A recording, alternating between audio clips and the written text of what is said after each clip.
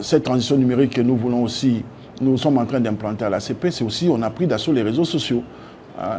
Étant donné la difficulté pour nous de lancer rapidement les fils d'actualité qui pouvaient remplacer le Telex dont j'ai fait allusion tout à l'heure, nous exerçons avec notre fil d'actualité au niveau du compte Twitter, ex-Twitter, compte X de l'ACP et qui donne des résultats incroyables, des résultats qui nous donnent satisfaction dans la mesure où on nous a toujours conseillé de booster, nous on a refusé. Et on peut dire qu'on est parti de 10 000 abonnés. Aujourd'hui, on a dépassé les 60 000 abonnés. Et puis, je pense que nous avons par jour 50 nouveaux abonnés, ce qui n'est pas peu. Nous avons aussi boosté par le travail notre site web qui aujourd'hui, ma foi, reçoit en moyenne 73 000 visiteurs par jour, ce qui n'est pas peu.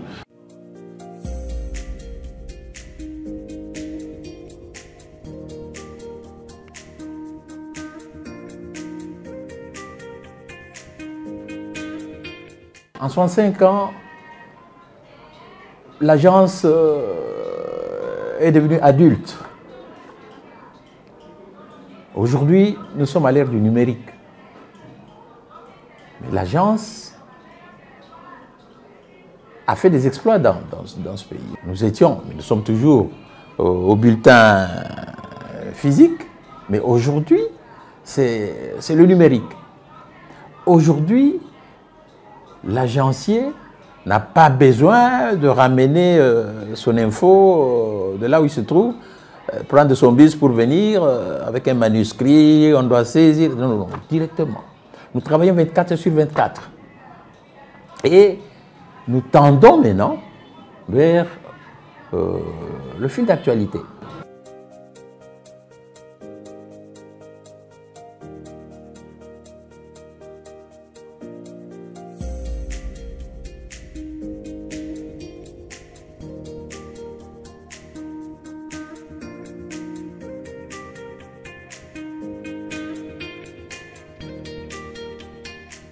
L'ACP existe depuis 65 ans aujourd'hui, mais depuis son existence, l'agence manquait un service de production audiovisuelle.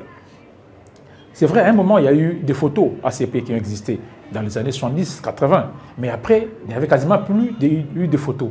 Aujourd'hui, les services images apportent cet aspect-là, la photo, la vidéo et l'infographie destinée à la presse. Et ces contenus-là font de l'ACP une agence comme toutes les autres agences du monde. Aujourd'hui, il n'y a pas d'agence qui existe dans le monde sans ces services-là. Donc, une meilleure agence existe avec la photo, la vidéo et aussi l'infographie. Donc, l'ACP aujourd'hui n'a pas à rougir devant les grandes agences du monde. Nous avons atteint cette dimension-là grâce à ces services. C'est vrai que le chemin est encore long. Nous avons encore du chemin à parcourir parce que nous faisons face à beaucoup de difficultés, entre autres les problèmes de matériel, ainsi de suite. Mais avec les peu que nous avons, avec les moyens du bord, nous parvenons à faire ce que les gens voient.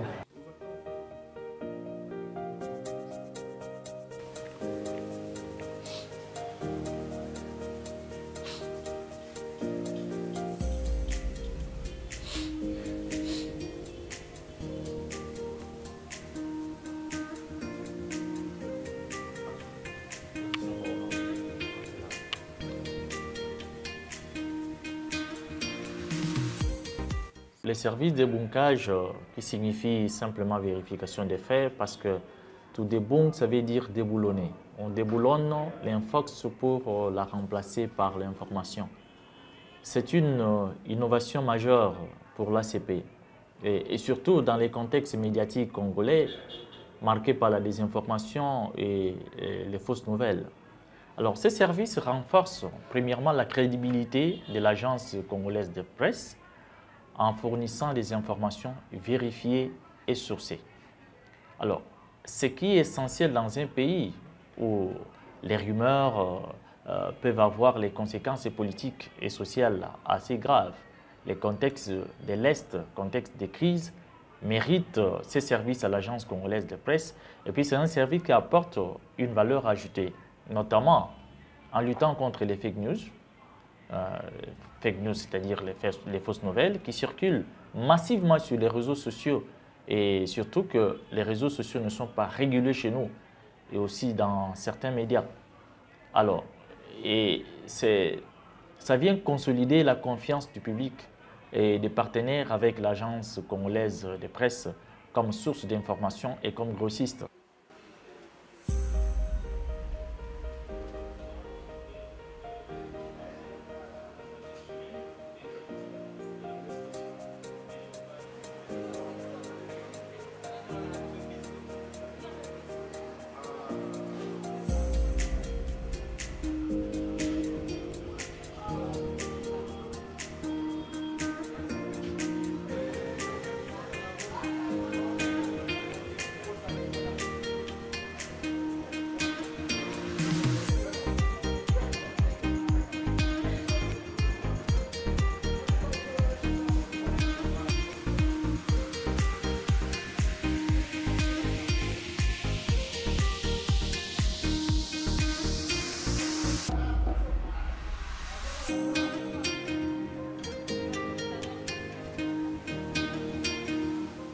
Être journaliste à l'ACP, moi je dirais, c'est d'abord une opportunité.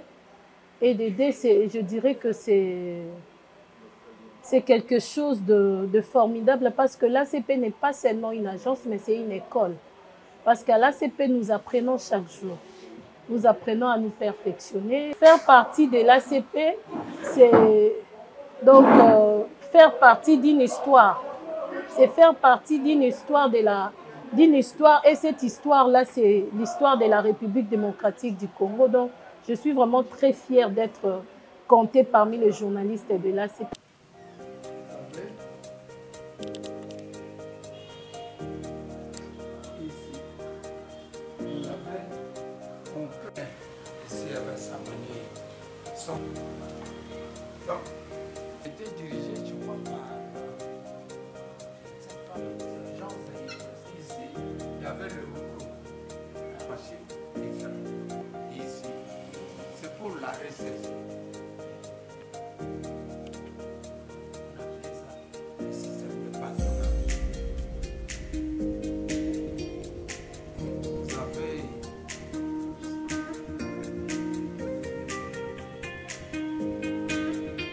L'agence congolaise de presse ici, nous gardons des archives depuis des archives de 1953.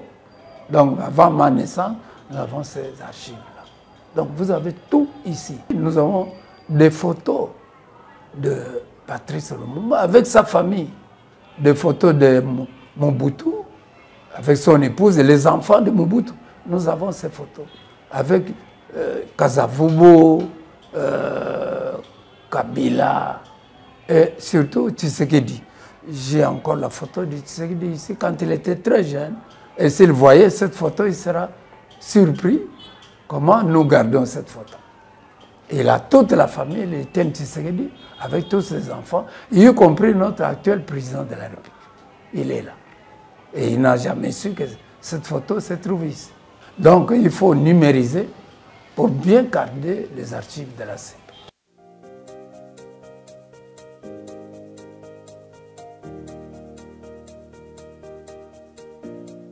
Nous sommes en quête de la logistique et l'État propriétaire de cet établissement, nous frappons à la porte.